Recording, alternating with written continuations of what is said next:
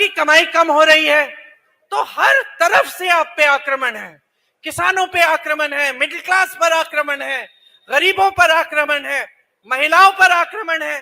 बड़ी बड़ी बातें फिर से मोदी जी कहते हैं महिलाओं के लिए आरक्षण लाए। कौन सा आरक्षण जो 10 सालों के लिए लागू नहीं होगा? और ये टीवी वाले, मीडिया वाले हार पहना रहे हैं मोदी जी को। मोदी जी बड़े बड़े मंचों पर महिलाओं के साथ कि भैया हम आरक्षण लाए, और जब हमारी पहलवान बहनों के साथ दुष्कर्म होता है, गलत काम होते हैं, तो मोदी जी कहां छुप जाते हैं? ओलंपिक की मेडल लाई तो मोदी जी ने चाय पे बुलाया, अपने घर बुलाया, फोटो खिंचवा दी, सारे टीवी ने दिखाया कि मोदी जी है तो मुमकिन है। मोदी जी नहीं होते तो हमें मेडल ही नहीं मिलता।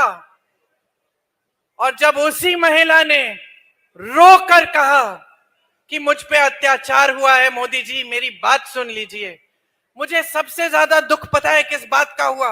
जब मैं उससे मिलने गई, जब वो धरना लगा रही थी, मैं उन लड़कियों से मिलने गई, उसने मुझे कहा कि दीदी मैंने सोचा था, मैंने देश को गर्वित किया है, देश के लिए इतना बड़ा मेडल लाई हूं, मैंने सोचा था कि अगर मैं सड़क पे बैठ जाऊंगी, मैं आंदोलन करूंगी तो मेरी तो सुनवाई होगी।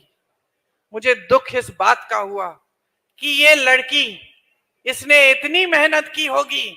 मैं जानती हूं, मेरी बेटी ने हरियाणा के लिए बास्केटबॉल खेला था, तो मैंने अपनी बेटी को एक गांव में, सोनीपत में किसी गांव में एक स्कूल था, उसमें कैंप में भेजा था। सर्दी का समय था।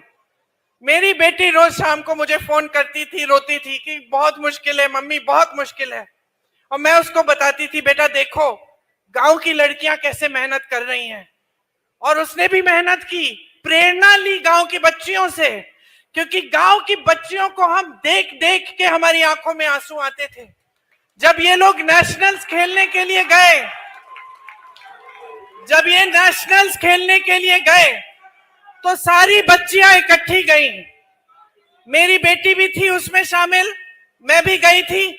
और साथ में जो जितनी भी गांव की बच्चियां थी, जो सुबह 3-4 बजे उठ के मेहनत करती थी, पसीना बहाती थी। मुझे आज तक याद है उस टीम की जो कैप्टन थी, एक छोटी सी लड़की थी, इतनी सी 15 साल की लड़की, शायद राधिका नाम था उसका। उसको 103 बुखार था, उसको 103 बुखार था, लेकिन वो खेलती रही, खेलती रही, खेलती रही।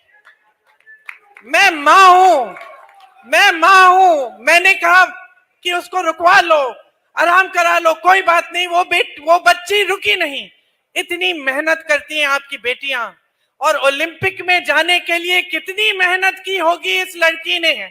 नौजवान, इसकी उम्मीदें, इसकी आशाएं क्या होंगी, महत्वाकांक्षाएं क्या होंगी। और आज सड़क पे बैठी है आप, उनको घसीटवा रहे हो, अपने पुलिस वालों से लाते खिलवा रहे हो। और आपके पास 2 मिनट का समय नहीं है कि घर अब बुला लीजिए ना, अब रो रही है, अब बुला लीजिए, अब सुन लीजिए कि इसका दुख क्या है। ये है आज की राजनीति की परिस्थिति। ये है हमारे देश के सबसे बड़े